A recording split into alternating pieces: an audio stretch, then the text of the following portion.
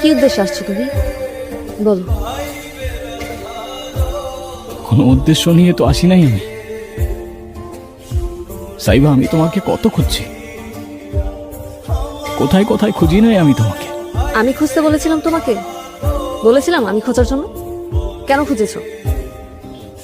এত বছর পর কথা হচ্ছে আর তুমি এভাবে কথা বলতেছো আমার সাথে। আর কিভাবে কথা বলবো? হ্যাঁ, কি তুমি? আমি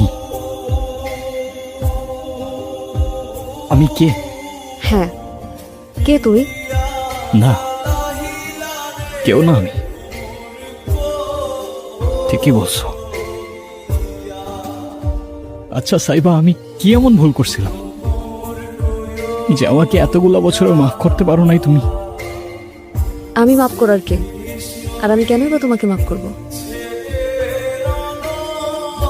এত কিছু হওয়ার পর তো আমি আমার বাবাকে নিয়ে চলেই এসেছিলাম। তুমি কেন আবার পিছু পিছু চলে এসেছো? কি চাও তুমি? একটু কথা বলতে চাই, ব্যাস,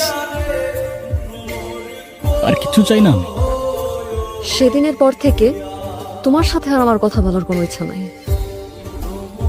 আর দয়া করে আমার সামনেও আসবা না, আর আমার মেয়ের আশেপাশেও থাকবা না। এখন দাঁড়িয়ে আছো কিসের জন্য?